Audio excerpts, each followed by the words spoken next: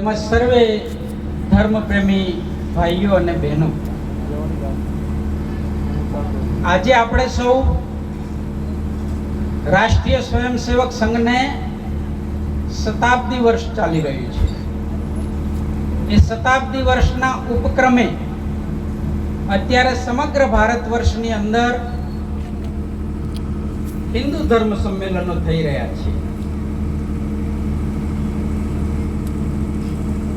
એક શતાબ્દી સુધી એક વિચાર સાથે એક સંગઠનને ચલાવવું એ ખરેખર આ યુગની સર્વશ્રેષ્ઠ શ્રેષ્ઠતા છે. રાષ્ટ્રીય સ્વયંસેવક સંઘ દ્વારા સમાજમાં રાષ્ટ્ર પ્રેમને ઉજાગર કરવો, સમાજમાં ધર્મ પ્રેમને ઉજાગર કરવો, એના માટેનું શ્રેષ્ઠ કાર્ય આખી શતાબ્દીમાં થયું છે. આજે હું હજારો ને લાખો રાષ્ટ્રીય સ્વયંસેવક સંઘના કાર્યકર્તાઓને આ પ્રસંગે ખૂબ ખૂબ અભિનંદન પાઠવું છું. કારણ કે એમણે પોતાના વ્યક્તિગત વૈભવ માટે નહીં, પણ ભારત માતાના વૈભવ માટે દિન રાત એક કર્યા છે. એમણે પોતાની સમૃદ્ધિ માટે નહીં, પણ ભારત દેશ સમૃદ્ધ બને એના માટે પોતાના જીવનની તપસ્યા લગાવી દીધી છે. એમણે માત્ર પોતાના પરિવારને પરિવાર નથી માન્યો, પણ એમણે આખા દેશને પરિવાર માન્યો છે. રાષ્ટ્રીય સ્વયંસેવક સંઘ દ્વારા સનાતન હિન્દુ ધર્મના મહાસંમેલનો થયા. એમાં સૌથી મોટી ઉપલબ્ધિ જો આ યુગની હોય તો 500 વર્ષથી અયોધ્યાની અંદર રામ જન્મભૂમિના સ્થાન ઉપર ભવ્ય રામ મંદિર બને એના માટે 500 વર્ષથી હિન્દુ સમાજ અને હિન્દુ સંતો પોતાનું બલિદાન આપી રહ્યા હતા, પોતાની પ્રાણની આહુતિ આપી રહ્યા હતા. આ દેશના સંતોએ ગોળી ખાઈને અયોધ્યાનું સરયુ નદીના નીરને આખું લાલ રંગ કરી દીધો હતો. એટલા બલિદાનો પછી પણ આપણે ભવ્ય રામ મંદિર બનાવી શકીશું કે કેમ? આ એક પ્રશ્ન હતો. ત્યારે રાષ્ટ્રીય સ્વયંસેવક સંઘે આખા ભારત વર્ષની અંદર સનાતન હિન્દુ ધર્મની જાગરણ કરીને શ્રી રામ માટેની અને હિન્દુ ધર્મ માટેની આ ભારત દેશના કરોડો દેશવાસીઓના હૃદયમાં પડેલી શ્રદ્ધાને એકત્રિત કરવાનું મહાભગીરથ કાર્ય કર્યું અને હિન્દુ ધર્મનો સૈલાબ આખા દેશમાં કાશ્મીરથી કન્યાકુમારી સુધીનું વાતાવરણ ઊભી કર્યું. અને એના ફળ સ્વરૂપે આજે અયોધ્યામાં રામ જન્મ મંદિર થયું છે. આ રાષ્ટ્રીય સ્વયંસેવક સંઘની શતાબ્દી છે. એટલા માટે જે સંઘનું શું કાર્ય છે, રાષ્ટ્રીય સ્વયંસેવક સંઘે સમાજમાં ચારિત્ર્યવાન વ્યક્તિ નિર્માણનું આખું કાર્ય કરી રહ્યા છે. સંઘનું કાર્ય શું છે એ આપણે ખરેખર જાણવું જોઈએ, સમજવું જોઈએ. એટલે આજે જ્યારે હું વાત કરી રહ્યો છું ત્યારે મને કહેવાનું મન થાય છે કે આપણે કેટલા બધા ભાગ્યશાળી છીએ કે આપણને ભારત વર્ષમાં અને સનાતન હિન્દુ ધર્મ સંસ્કૃતિમાં જન્મ લેવાનું સૌભાગ્ય મળ્યું છે. એક વખત સ્વામી રામતીર્થ આ દેશના સાધુ અમેરિકાની ધરતી પર ગયા હતા અને ત્યારે એમના વ્યક્તિત્વથી, એમના સાધુથી, એમના જીવનથી પ્રભાવિત થઈને એક અમેરિકાની માતાએ પોતાનો દીકરો એમને અર્પણ કરી દીધો અને એવું કીધું કે આ મારા દીકરાને તમારા જેવો બનાવો. અને ત્યારે સ્વામી રામતીર્થે એમના દીકરાને ગળે લગાવીને પછી દીકરો પાછો માતાને સોંપી દીધો. ત્યારે અમેરિકાની માતાએ કીધું કે હું મારો દીકરો તમને સોંપવા આવી છું.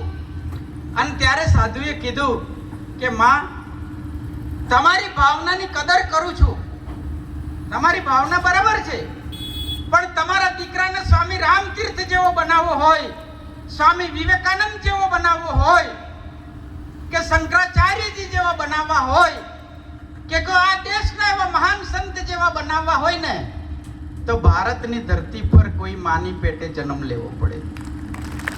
એમાં અમેરિકાની ધરતી પર ના મેળ પડે. કારણ કે હું મારા પ્રવચનમાં કાયમ કહું છું કે કેસર પકવવું હોય ને તો ભલે અત્યારે લેબોરેટરીમાં પકવે, પણ એ ગુણવત્તા કાશ્મીરમાં આવે ને ના આવે. કેસર પકવવા માટે કાશ્મીરની આબોહવા જોઈએ, કાજુ પકવવા માટે ગોવાની આબોહવા જોઈએ, અને ચા પકવવા માટે આસામના બગીચામાં પાકે. જઈ આ બધું ના પાકે.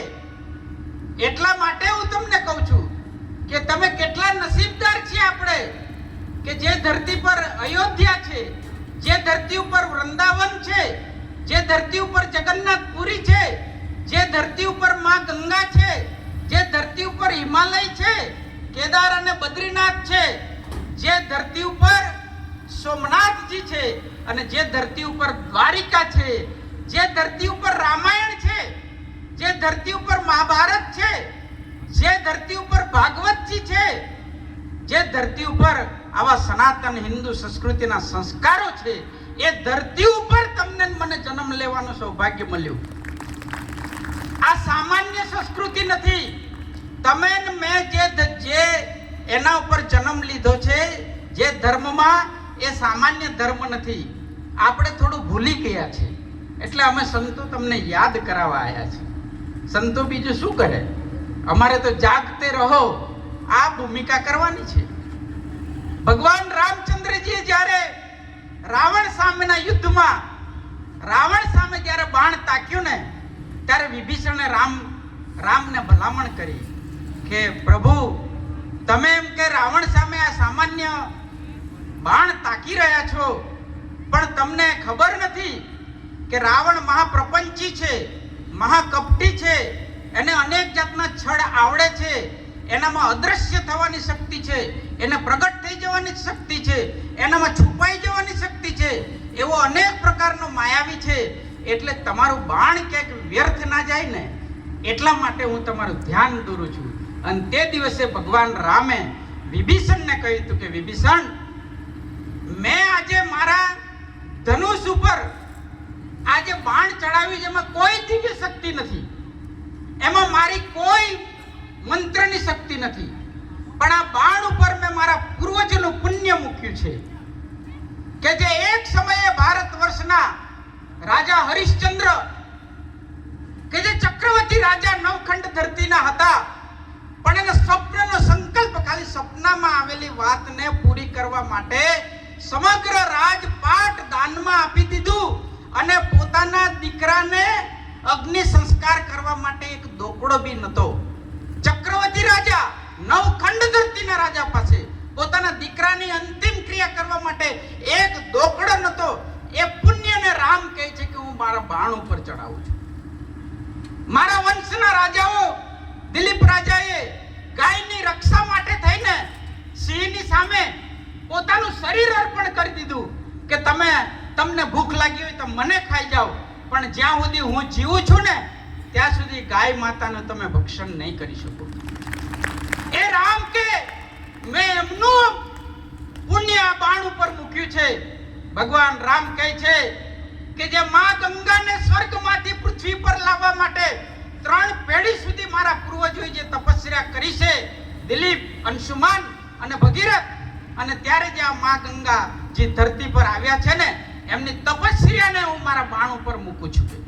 અને આજે આ સંસારમાં ત્રિલોકની અંદર કોઈની તાકાત નથી કે જો મારા પૂર્વજો જે અંબરીશ રાજા, એની બ્રાહ્મણ ભક્તિની રક્ષા કરવા માટે સાક્ષાત વિષ્ણુએ એની રક્ષામાં સુદર્શન ચક્ર મૂકેલું હતું, એવા બ્રાહ્મણ ભક્ત મારા પૂર્વજ અંબરીશનું મેં પુણ્ય આની અંદર મૂક્યું છે.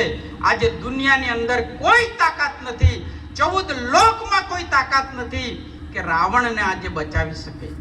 એના કપટને એને ઉગાડું થતા કોઈ બચાવી શકે. આ બધી વાતો મેં તમને એટલા માટે કરી કે આપણો ઇતિહાસ શું છે, આપણો વારસો શું છે, આપણી આધ્યાત્મિક સમૃદ્ધિ શું છે એનો તમને પરિચય થાય.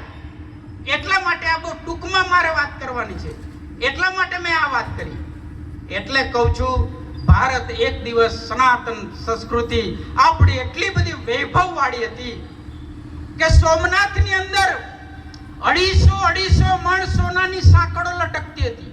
સોમનાથની અંદર ઘંટનાદ કરીને શિવ પૂજાની જાહેરાત થતી હતી.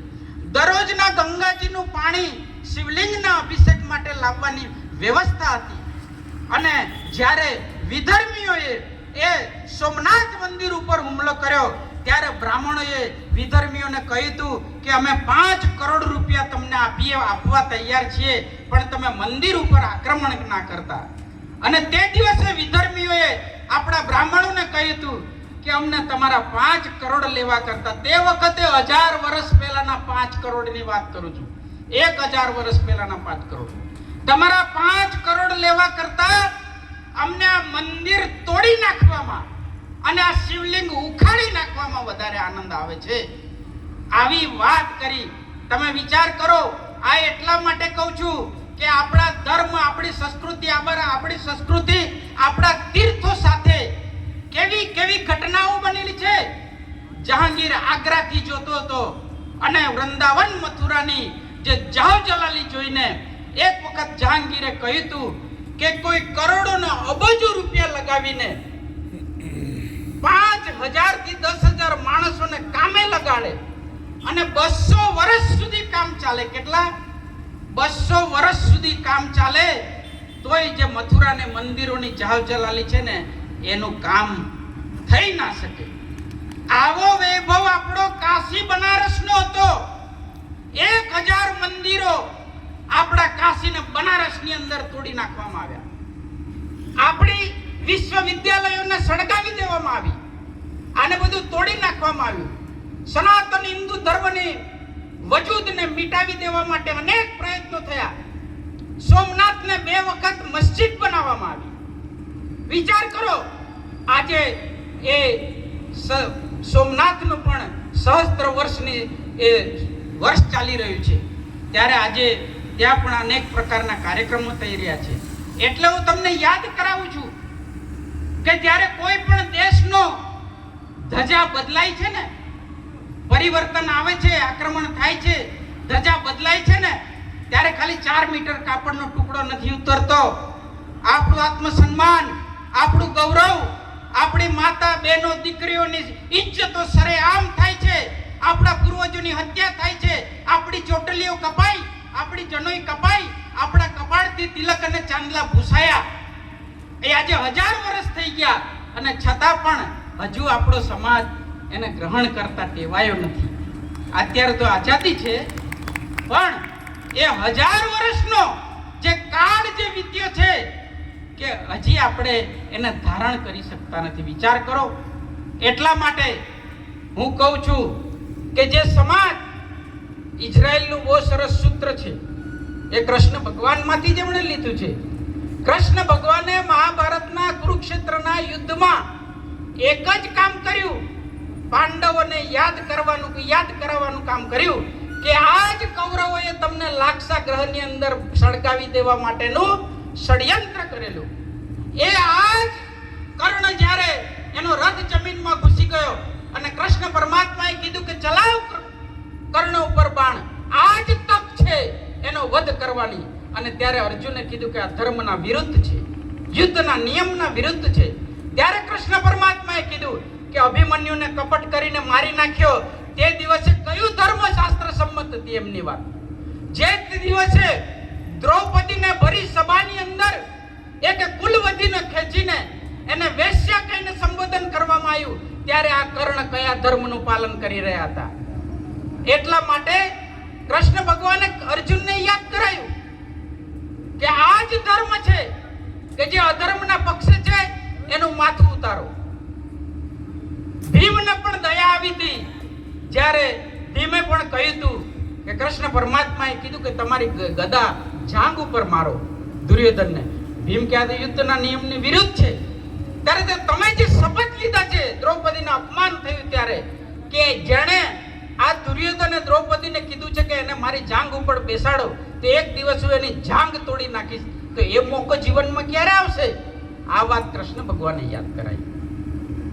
આ ધર્મ સંસ્કૃતિ ખાલી માળા કરવાનું નહીં શીખવાડતું, ખાલી કથા પારાયણ નહીં કરવાનું શીખવાડતું, ખાલી મંદિરોમાં ધર્મ પુરાયેલો નથી. આપણો ધર્મ શીખવાડે છે કે જો આ દેશની માતાના પાલવ ઉપર હાથ પડે ને તો એને અહીંયા ખભામાંથી ઉખેડીને ફેંકી દો અને એની છાતી ચીરીને એના લોહીનું પાન કરો. એ ધર્મ છે. આ કૃષ્ણ પરમાત્માએ શીખવાડેલો છે. હાથ જોડવાનું નહીં શીખવાડ્યું. આપણા દેશના વડાપ્રધાન પહેલી વાર વડાપ્રધાન થયા તો કોઈ પણ દેશમાં જાય એટલે એના રાષ્ટ્રાધ્યક્ષને ગીતા આપે. રશિયામાં જાય તો ગીતા આપે, અમેરિકામાં જાય તો ગીતા આપે, જ્યારે જાપાનમાં જાય તો ગીતાજી આપે. આપણને બધાને કે આ ગીતાજી કેમ આપતા હશે? પણ જ્યારે અત્યારે ઓપરેશન સિંદૂર થયું અને ત્યારે પાકિસ્તાન વાળાએ બધાય મોટા મોટા દેશને ફોન કરીને મદદ માંગી કે આ ભારતને કહો કે યુદ્ધ ના કરે, અમારી ઉપર મિસાઇલ ના છોડે. અને ત્યારે દરેક દેશના મોટા મોટા રાષ્ટ્ર અધ્યક્ષે કીધું કે આ તો મહાભારત અને ગીતાને વરેલા નેતા છે, એને તો અમને બધાને ગીતા પકડાવી છે અને આ તો ગણી ગણીને યાદ કરી કરીને ખોતરીને હિસાબ કરનારા નેતા છે. આ સંદેશો આ ભારતની સંસ્કૃતિનો સંદેશો છે. એટલે ઇઝરાયલ આપણે તો યાદ ના રાખ્યું, આપણે તો આ બધું ભૂલી ગયા છે. આપણી અંદર તો સહિષ્ણુતાના, ભાતૃભાવના, ભાઈચારાના એવા બધા ભાવ ઉમટે છે. ભાઈ આ બધો ભાઈચારો કોની હાથે કરવાનો? આસુરી શક્તિ સાથે ભાઈચારો નહીં કરવાનો. ભાઈચારો પોતાના સમાજ માટે કરવાનો છે, પોતાના ધર્મના લોકો માટે કરવાનો છે, પોતાની સંસ્કૃતિના લોકો માટે સાથે કરવાનો છે. અને એટલે જ કહું છું કે આ શતાબ્દી વર્ષ ચાલી રહ્યું છે ત્યારે એનો એક વિષય એવો પણ છે કે સમરસતા, કે દરેક સમાજના લોકોને સ્વીકારવા પડશે, બધાને સાથે લઈને ચાલવું પડશે. આપણે સમયે આવે ને, કોઈએ બહુ સરસ કીધું, ચૂંટણી આવે ત્યારે પાર્ટીના પક્ષમાં વેચાઈ જઈએ છીએ. સમાજની વાત આવે જ્ઞાતિ જાતિમાં વેચાઈ જઈએ છીએ. ધર્મની વાત આવે ત્યારે સંપ્રદાયોમાં વેચાઈ જઈએ છીએ. એટલે કોઈએ બહુ સરસ કીધું છે કે ગલી ગલી નગર નગર અનેક જણ વચ્ચે પણ જીવી રહ્યો છે માનવી જાણે કોઈ રણ વચ્ચે. આવી હાલત છે, આપણે બધા એકલા પડી ગયા છે. એટલા માટે રાષ્ટ્રીય સ્વયંસેવક સંઘનો એક જ મોટો ઉદ્દેશ્ય છે કે સમગ્ર હિન્દુને એક કરવા. ઊંચ નીચના ભાવને ભૂલવા પડશે. દરેકને પોતાનો ભાઈ માનીને ગળે લગાડવો પડશે. જ્યારે સોમનાથ મંદિર ઉપર હુમલો થયો ને ત્યારે બ્રાહ્મણોની જનોઈનું વજન કરવામાં આવ્યું ને ત્યારે 1.25 મણ થઈ હતી. 1.25 મણ જનોઈનું વજન થયું હતું. કારણ કે એમાં વટલાઈ ગયેલા જે હિન્દુઓ જેને અછૂત ગણતા હતા, જેને દૂર બેસાડતા હતા, જેની સાથે અડવાનો વ્યવહાર નતા રાખતા, એવા લોકો જે વટલાઈ ગયા હતા ને એ લોકો જ સેનાપતિ સૈનિક થઈને આવ્યા. અને ત્યારે એ લોકોએ આપણા હિન્દુઓની હત્યા કરી અને એમણે તલવારના ઝાટકા મારતા આપણને કીધેલું કે તમારા આ જ હાથ અમને અડતા અભડાતા હતા ને. એટલે આવો ઇતિહાસમાં ફરી ક્યારેય ના બને.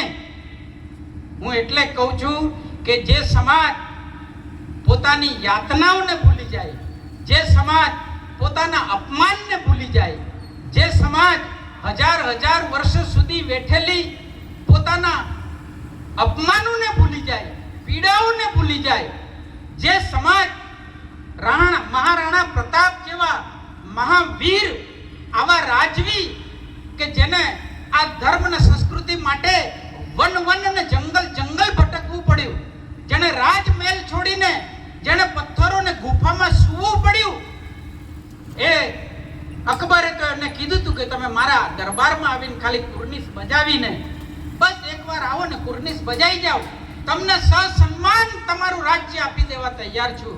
અને ત્યારે મહારાણા પ્રતાપે કીધું હતું કે આ મહારાણાનું માથું છે, આ હિન્દુ સમ્રાટનું માથું છે, આ માથું નમશે ને તો એકલિંગજીને નમશે અને કાં તો માતૃભૂમિને નડશે.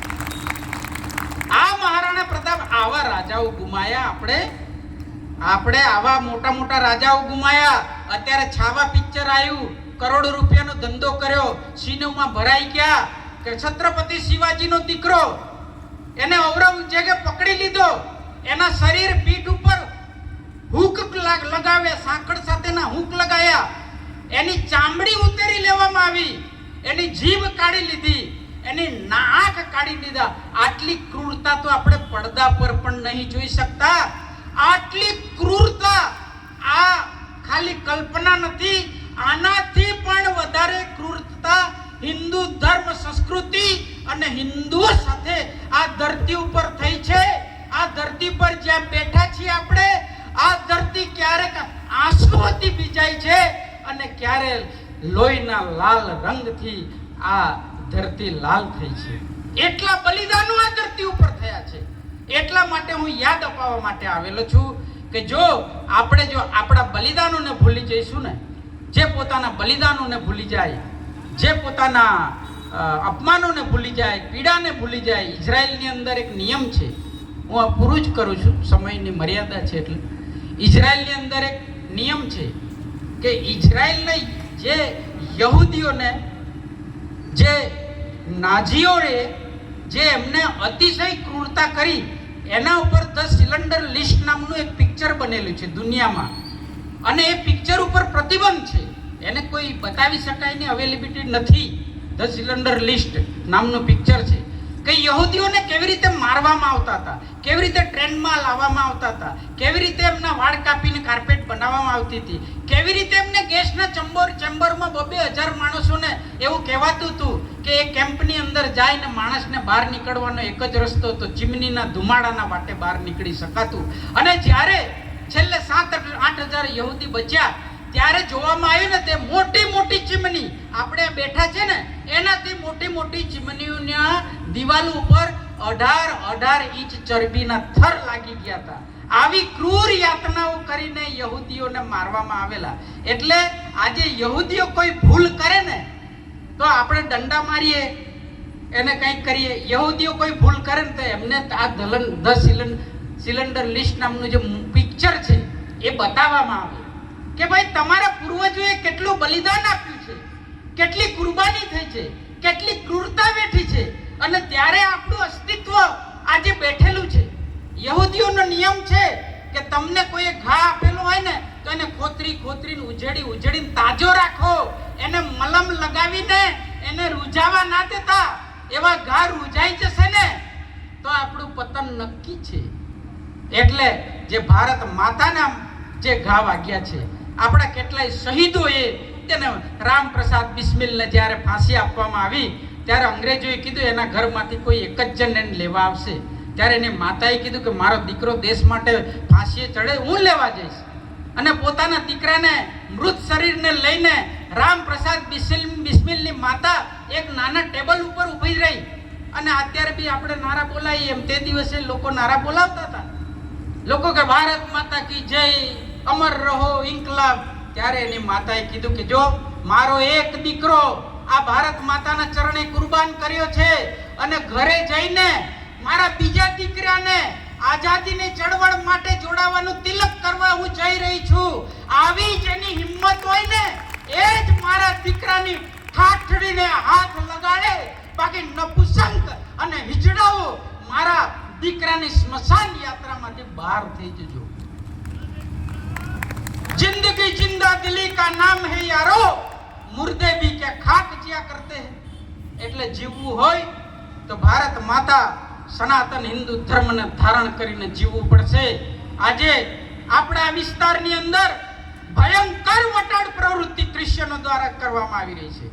આદિવાસીઓમાં જાતને લોભ લાલચ પ્રલોભનો આપીને આદિવાસી હિન્દુ નથી એવું એમને ભ્રમિત કરીને આજે અમે ડાંગ વિસ્તારની અંદર જઈએ છીએ ત્યારે જે સભા ઉપરથી અમે પ્રવચન કરીએ છીએ, તમને નવાઈ લાગશે કે શંકરાચાર્યજી મહારાજ સાથે જે સ્ટેજ બનાવેલું, જેનું ફરાસખાનું લાયા હતા, જે ખુરશી ઉપર અમે બેઠા હતા, એ ખુરશીના નીચે લખેલું હતું બેથલેહામ મંડપ સર્વિસ.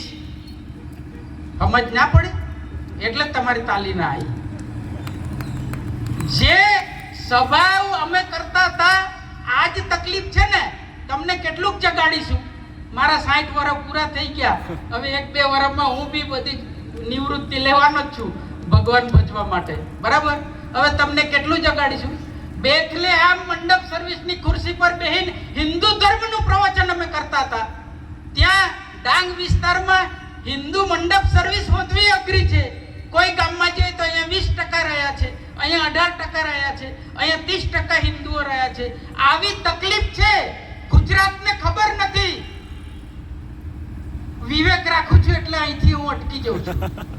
આખો આ પટ્ટા ઉપર એટલું ભયંકર સાંસ્કૃતિક ધર્મનું આક્રમણ ચાલી રહ્યું છે, અને જે દિવસે જાગશો ને તે દિવસે તમને ખબર પડશે દેશી કહેવત પ્રમાણે કે આખું કોળું શાકમાં જતું રહ્યું છે.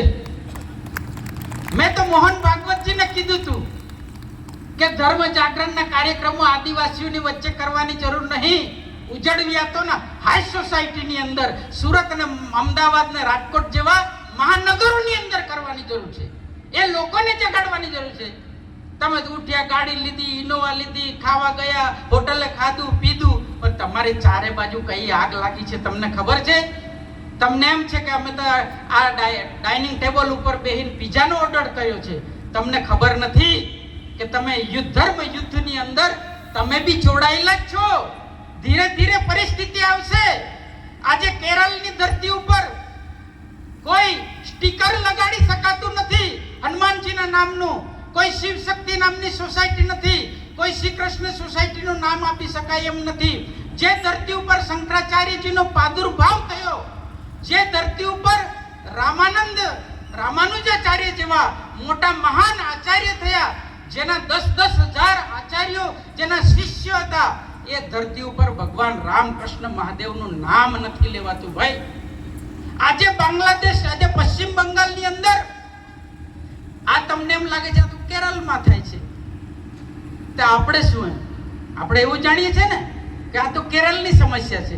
આપણી શું સમસ્યા? અરે ભાઈ આપણી સમસ્યા છે આ ગીધમાળ, જે આદિવાસીઓના મંત્રોની અંદર જે તીર્થનું સ્થાનકનું નામ છે, એ ગીધમાળની અંદર અત્યારે સોશિયલ મીડિયામાં તમે જોયું હશે કે આપણા હિન્દુ આગેવાનોને આતરીને પોલીસે રોકી દીધા. પોતાની ધર્મના આસ્થાની જગ્યા ઉપર જઈને પોતાની હરખી, પોતાની શ્રદ્ધા અને પોતાનું પૂજન નહીં કરવા દીધું. આ ઘટના તમારા ઉશિકાઈ જ બની છે, તમારા મારા ઉશિકાઈ જ બની છે. વારંવાર આવી ઘટના એ એવું ના સમજતા કે આ માંડવી નગર સુધી નહીં આવે, એવું ના સમજતા કે તમારા સુરતના ભાગળના ચોક સુધી નહીં આવે. આ સમસ્યા ધીરે ધીરે આવશે. આજે પશ્ચિમ બંગાળની અંદર રામનવમીના દિવસે યાત્રા કાઢવા માટે, દુર્ગા પૂજા કરવા માટે સુપ્રીમ કોર્ટ સુધી મોટા મોટા વકીલોને ઊભા રાખવામાં આવે છે, અને આ દેશના સૌથી મોટી મોંઘી ફીવાળા કપિલ સિબ્બલ અને અભિષેક મનુ સિંઘવી જેવા વકીલો એ હિન્દુ તરફદાર વાળાની સામે ઊભા હોય છે અને સુપ્રીમ કોર્ટની અંદર દલીલ કરતા હોય છે કે રામના જયકારાથી, જય શ્રી રામ કહેવાથી અને રામની ધજા લઈ જવાથી અહીંયા ઉશ્કેરણી થશે અને શાંતિ ને વ્યવસ્થા બગડશે અને કાયદો ને વ્યવસ્થા જાળવી નહીં શકાય, આવી દલીલો કરવામાં આવે છે. તમે વિચાર કરો, આવી પરિસ્થિતિમાંથી આપણે આજે પહેલા હોળી ઉજવતા હતા, પરમિશન લેતા હતા, દિવાળી ઉજવતા હતા, પરમિશન લેતા હતા. અત્યારે આદિવાસી વિસ્તારની જાહેરનામું બહાર પાડવામાં આવે છે આપણે આ ડાંગની અંદર કે 25મી જાન્યુઆરી થી આપણે 25મી ડિસેમ્બર થી તે 1લી જાન્યુઆરી સુધી આ ક્રિશ્ચિયનોનો તહેવાર છે, એટલે આદિવાસીઓના કોઈ કાર્યક્રમ કે આદિવાસીઓનો તહેવાર ના કે આદિવાસીનો મેળાવડો ના થવો જોઈએ. આવું જાહેરનામું બહાર પડે છે. આપણા ગુજરાતની અંદર જ અંદરવાડીની અંદર મેં સભા કરેલી, ત્યાંના આદિવાસીઓએ કીધું હતું કે 10 વર્ષથી અમે અહીંયા હોળી નહીં સળગાવી શકતા. કેટલા? 10 વર્ષથી હોળીનો તહેવાર આદિવાસીઓ નહીં ઉજવી શકતા. આવી સમસ્યા ચારે બાજુ છે. એટલા માટે જાગો. છેલ્લે એટલું જ કહેવા માટે આવ્યો છું કે પોતાના ધર્મ માટે જાગો, માતૃભૂમિ માટે જાગો. આપણે બધાએ જાગવું પડશે. અને સંઘર્ષ ખાલી આપણા બાપ દાદાઓ કરી ગયા એવું નહીં, આપણે સંઘર્ષ કરવો પડશે. આપણે પોતે પણ જે રાષ્ટ્રીય સ્વયંસેવક સંઘ ધીમે પણ મક્કમ ગતિએ અને ખૂબ સંયમથી રાષ્ટ્રીય સ્વયંસેવક સંઘ એક સદીથી જે આટલું કાર્ય કરી રહ્યા છે ને, ત્યારે એનામાંથી આ માંડ એક નરેન્દ્ર મોદી પેદા થયા, યોગી આદિત્યનાથ પેદા થયા, રાજનાથજી પેદા થયા. અને કોઈ દુશ્મન દેશ ગોળી છોડશે ને તો હામો ગોળો છોડીશું એવું કહેનારા ગુજરાતના સપૂત આપણા ગૃહમંત્રી અમિત શાહ જેવા પેદા થયા. એના માટે સદીઓ વીતી ગઈ ભાઈ. આપણને એમ કે રાષ્ટ્રીય સ્વયંસેવક શું કરે છે, એમની મિટિંગમાં 4 જણા હોય, 5 જણા હોય, 25 જણા હોય, 50 જણા હોય, શું કરે છે ખબર જ નથી. અને સાચું તમને કહું, હું છે ને સ્વયંસેવક જેવો જ છું વર્ષોથી, પણ હજી મને બી પૂરી ખબર નથી કે રાષ્ટ્રીય સ્વયંસેવક સંઘ શું કરે છે. પણ રાષ્ટ્રીય સ્વયંસેવક સંઘ, છેલ્લી વાક્ય મારું કહી દઉં કે રાષ્ટ્રીય સ્વયંસેવક સંઘ, હું કાયમ એક વાત કરું છું કે જ્યારે આ દેશને આઝાદ થવાની જરૂર હતી ને, ત્યારે એની પાસે સરદાર વલ્લભભાઈ પટેલ હતા, એની પાસે ભગતસિંહ હતા, એની પાસે વિવેકાનંદ હતા, એની સાથે સુભાષચંદ્ર બોઝ હતા.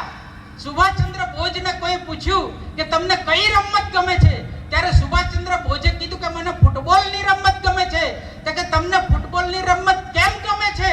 ત્યારે સુભાષચંદ્રએ કીધું કે હું લાતોનો જવાબ લાતોથી આપવાનો હોય ને એવી રમતને પસંદ કરું છું. જેમણે આપણા ધર્મ ઉપર લાતો મારી છે, આપણી સંસ્કૃતિ ઉપર લાતો મારી છે, આપણી પ્રથા અને પરંપરા ઉપર લાતો મારી છે, આપણા તીર્થો અને આપણા તહેવારોને મિટાવી દેવા માટે પ્રયત્ન કર્યો છે, તો આપણે એમની સાથે સહિષ્ણુતા ના કેળવી શકાય. જે ભારતના સનાતન હિન્દુ ધર્મના વૈદિક સૂત્રો છે કે સર્વે ભવંતુ સુખીનઃ, કે બધા સુખી થાવ, સુહૃદમ સર્વભૂતાનામ, ભૂત પ્રાણી માત્રના સુહૃદ થાવ, આ સનાતન વેદના સૂત્રો છે. પણ આ કોની સાથે કરવાના? અફઘાનિસ્તાનની અંદર ઘટના ઘટી તો માથા ઉપર સરદારજીઓએ જે ગ્રંથ સાહેબને લઈને ભારતમાં આવવું પડ્યું. અત્યારે બાંગ્લાદેશમાં પરિસ્થિતિ બદલાઈ તો બોડી બામણીના ખેતરની જેમ જે હિન્દુને કાપી નાખવો હોય એ હિન્દુને એમ કે ઈશ નિંદા કરવાના કારણે થઈને એનું મોબ લિંચિંગ ટોળું થઈને મારી નાખવામાં કોઈ પૂછનાર નથી. એટલા માટે તમારે ને મારે, અફઘાનિસ્તાન સુધીનો દેશ હતો, અફઘાનિસ્તાન ગુમાવી દીધું, પાકિસ્તાન ગુમાવી દીધું, બાંગ્લાદેશ ગુમાવી દીધું, બર્મા ગુમાવી દીધું, અને આપણી સાથે અત્યારે કેરળ છે પણ નથી, બરાબર જ સમજી લો. અને પશ્ચિમ બંગાળમાં નહીં જોર મારીએ તો થોડાક સમય પછી એ નથી, સમજી લો. એટલે ધીરે ધીરે હિન્દુ ઘટી રહ્યો છે ને, તો હિન્દુઓ માટેનો જમીનનો ભૂભાગ પણ ઘટી રહ્યો છે. અને હિન્દુ ઘટશે ને તો એક દિવસ તમે એમ માનો છો કે આપણા માટે સુરક્ષિત ઠેકાણું નહીં હોય. ઈરાનની ધરતી ઉપર પારસીઓનું રાજ હતું, પણ એ પારસીઓ નાવડીમાં બેસીને એ દરિયો ખેડીને જે ધરતી જે નજીક આવે ત્યાં જાય, લોકો એમને ખાંકી કાઢતા હતા, જાઓ ભાઈ એ તમને આશરો નહીં મળે. એ ભારતના સંજાણ બંદરે આવ્યા અને ભારતે એને આશરો આપ્યો. આવી પરિસ્થિતિ એકલા પારસીઓની થશે એવું ના માનતા. આ સાધુ તમને ચેતવવા આવેલો છે. એવી પરિસ્થિતિ આ તમારી મારી પણ થઈ શકે. આ સભા છે, આટલું મોટું નગર છે, કેટલી વસ્તી હશે? આ ખુરશી માંડ 300-350 જણા આપણે છે. હું દાહોદની અંદર મેં સભા કરી તો 2 ગલીઓમાં દુકાનો ચાલે, બધા માલ સામાન વેચે, આવે છે. અને 25 જણનું અમારું ભજન મંડળ હતું, તે ઢોલકા વગાડે, મંજીરા વગાડે. અને પછી એની અંદર હું થોડી 5 મિનિટ વધારે બોલું છું. 2 દિવસ લીધા છે મેં અહીંયા આવવા માટે. મને પ્રાંતના અધિકારીએ કીધું સ્વામી તમારે જવું પડે એમ કરીને 2 દિવસ ફાળવ્યા છે. એટલે પછી 5 મિનિટ તો લઉં ને તમારી, બરાબર? અત્યારે આખી રાત ટ્રાવેલિંગ કરીને પહોંચીશ, ત્યારે પાછું હું પહોંચીશ. એટલે એ 25 જણા મારી આગળ વગાડે, પછી મારે ધર્મ સભા કરવાની. કોને? બધા ધમધોકાર દુકાન ચાલે, બજાર ચાલે. એ 25 જણા મારી હાથે જે આવેલા ને, એ જ 25 જણાને મારે કથા કરવાની. તાલે 2 ગાડી મોકલીને તમને હું મારા મંદિરે ના બોલાવી લેતો. પછી મેં એ લોકોને કીધું કે આજે તમને સંતો આગળ આવીને બેસવાનો ટાઈમ નથી, આજે તમને હિન્દુ ધર્મ સંમેલનમાં આવવા માટેનો તમને ટાઈમ નથી, પણ યાદ રાખજો, મેં દાહોદની બજાર વચ્ચે બોલેલો કે યાદ રાખજો, એક દિવસે તમને તમારી દુકાનોમાંથી ખેંચી કાઢીને આ તમારા બંગલા ખાલી કરવાનો વારો ના આવે ને, તે દિવસે આજે સાધુ સંત પ્રસાદને કહેજો. આ 10 વર્ષ પહેલા મેં કીધેલું. અત્યારે મને એ દાહોદના લોકો આવીને મને કહેતા હતા કે સ્વામી આવો ને, કે અમારે બહુ તકલીફ છે, ધંધો નહીં કરવા દેતા, અમારા વિસ્તારમાં ઘર વેચવા પડે એવી પરિસ્થિતિ આવી ગઈ છે. તે હવે યાદ આવ્યું તમને?